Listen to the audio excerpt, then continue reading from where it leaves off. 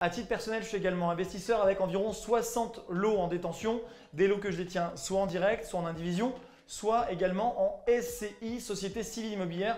Et c'est de ça que je vais te parler dans cette vidéo. Comment investir dans l'immobilier avec un petit budget? Je vais te donner tous mes conseils dans cette vidéo. C'est parti!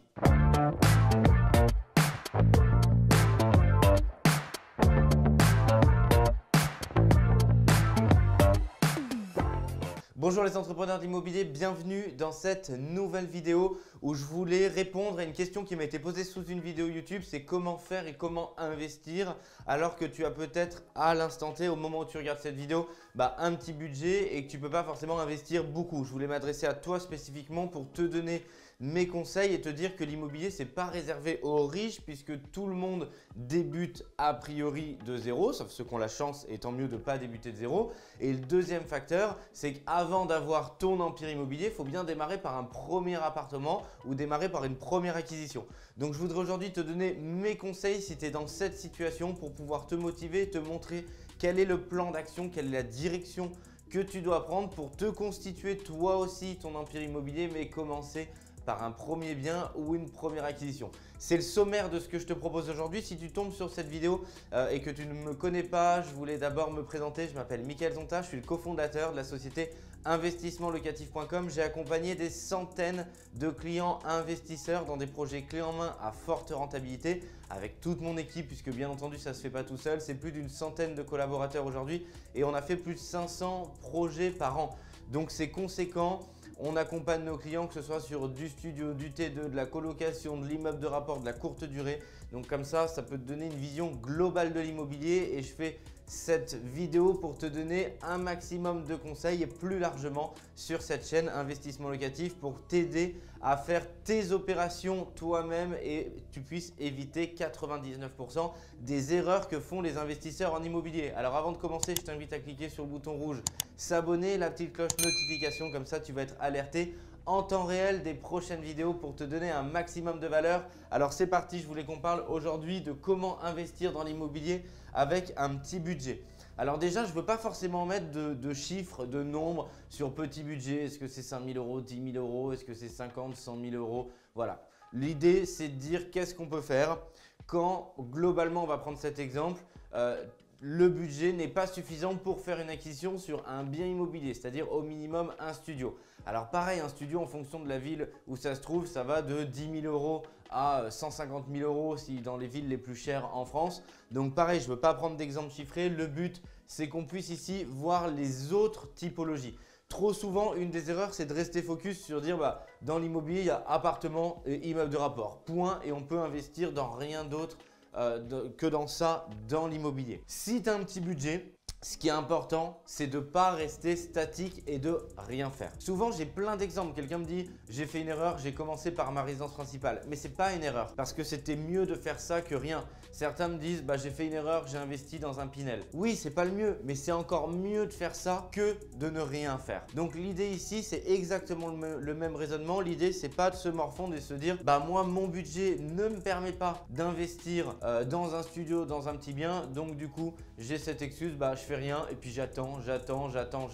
Plus tu attends, plus l'immobilier augmente ou même dans un marché flat où l'immobilier n'augmente pas, la création de richesse, on le verra ici au point numéro 3 grâce à l'effet de levier. Le problème, c'est que la solution, c'est que tu t'enrichis quand même dans un marché flat. Donc, tu es toujours gagnant à passer à l'action que de ne rien faire. Ici, en termes de typologie, l'erreur, c'est ça. Trop souvent, je pense qu'il y a une catégorie de produits, l'appartement, et j'occulte tout le reste. Alors que tu as plein d'autres choses. Tu peux investir dans un parking, tu peux investir dans un box, tu peux investir dans ce que j'appelle du stockage. Alors, c'est pas forcément une cave ou autre, mais ça peut être un box qui est transformé pour du stockage. Ça peut être une cave effectivement réhabilitée pour du stockage. Ça peut être des sous-sols réhabilités pour du stockage. Mais l'idée ici, et la liste est bien sûr pas exhaustive, mais l'idée c'est de te montrer que tu peux investir dans beaucoup d'autres choses qu'un appartement. Ici, ça va être des budgets qui forcément vont être inférieurs au coût d'un appartement. Mais l'idée c'est vraiment de ne pas se mettre des œillères et de se dire voilà,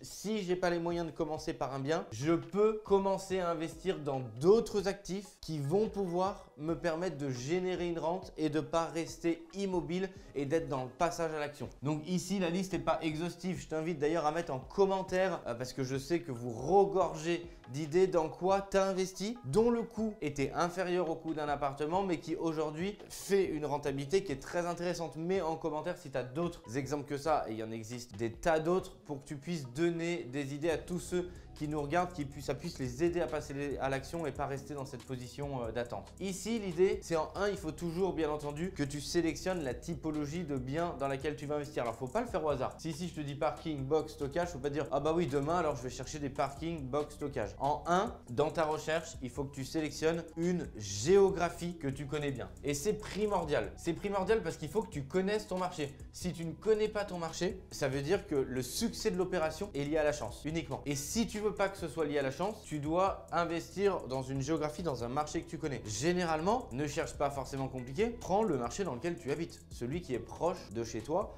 ou si tu as déménagé qui est proche de chez tes parents, si tu as fait toute ton enfance dans une ville, dans un village où tu connais très bien cette zone géographique et que tu la maîtrises. Ça va te permettre de restreindre la recherche. Ici, qu'est-ce que je recherche à te faire passer comme message? Ici, je veux que tu sois efficace pour passer à l'action. Et être efficace, c'est plus ta recherche, elle va être ciblée, plus tu vas gagner en efficacité, parce que plus tu vas pouvoir créer des critères et des alertes et donc être vraiment focus sur un type de bien. Donc restreindre une géographie, restreindre le type de ce que tu recherches. Donc là on l'a dit, peut-être que toi tu crois dans les parkings ou une ville dans laquelle tu crois dans les parkings, dans les box, dans les stockages. Donc choisis une typologie de bien pour être vraiment focus là-dessus et pouvoir, quand il y a une annonce qui sort quelque chose, être directement dessus et pas que la zone soit trop large et que tu sois inondé d'annonces et à l'intérieur de ce flot d'annonces, de ce flux d'annonces, effectivement tu retrouves plus rien. Donc trie une géographie, trie une typologie, trie un budget. Ici, idem, si c'est pour te sortir un parking à 30 000 €, c'est pas la peine. Donc, il faut que tu regardes quelle est la typologie, le budget que tu as qui est cohérent dessus. C'est ce qui va te permettre de mettre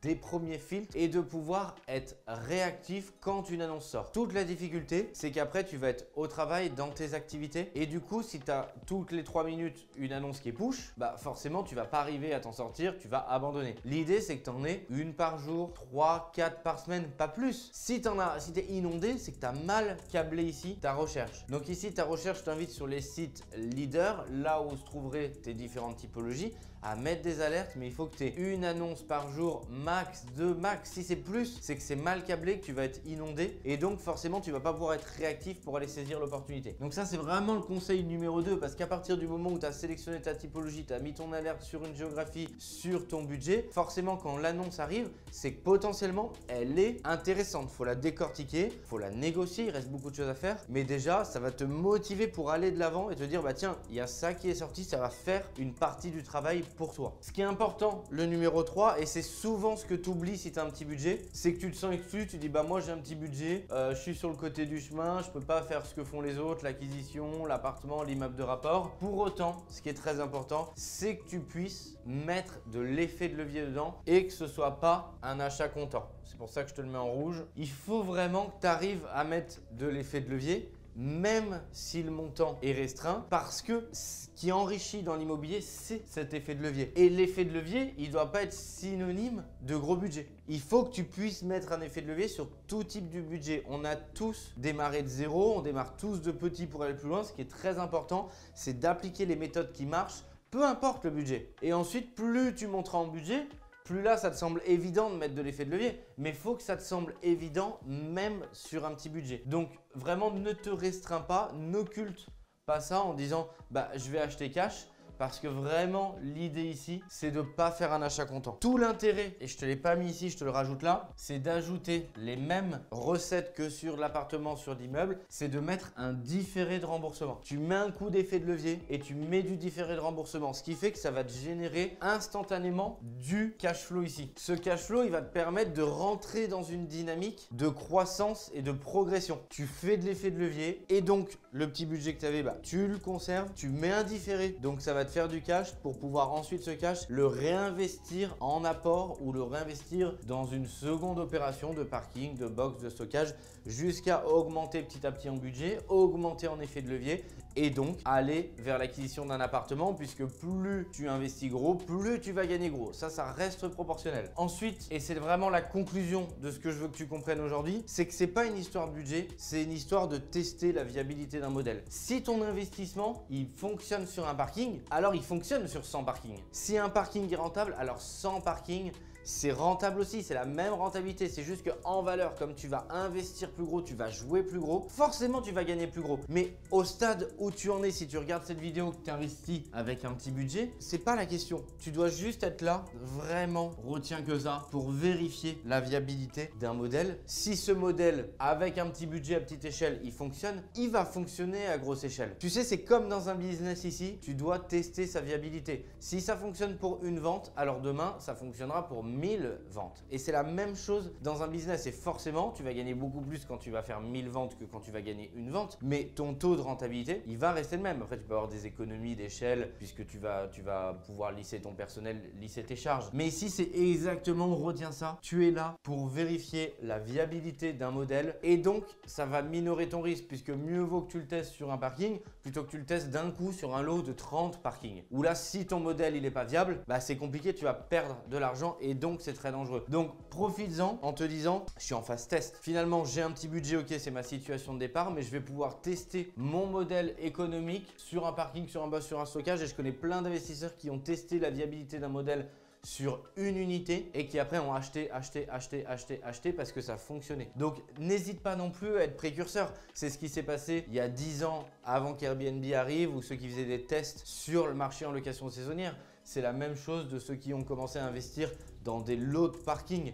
Donc c'est exactement ici le même mindset que tu dois avoir. Ne reste pas focus sur l'argent en te disant j'ai un petit budget, dedans ça va être compliqué. Reste focus sur le fait je vais tester mon business model et s'il fonctionne, je vais pouvoir en faire un deuxième, un troisième, un quatrième parce que si ça fonctionne, tu vas pouvoir le faire. Et si ça ne fonctionne pas, tu ne pourras pas le faire, tant mieux parce que ça t'aura freiné pour éviter de faire une erreur et perdre beaucoup d'argent. Je t'invite à mettre en commentaire de cette vidéo si toi tu as investi, tu es passé à l'action pour que ça puisse aider l'intégralité de la communauté sur quoi tu as investi puisque la liste n'est bien sûr pas exhaustive. L'idée, c'est que ça puisse te donner le plan d'action de ce qu'il faut que tu fasses pour demain réussir dans l'immobilier, même si tu as un petit budget parce que c'est pas ça qui est important. Vraiment, je voudrais que tu retiennes que ça de cette vidéo. Je t'invite à cliquer sur le bouton rouge s'abonner, la petite cloche notification pour recevoir l'intégralité des autres conseils et je te dis à très bientôt pour d'autres conseils dans une prochaine vidéo. Ciao!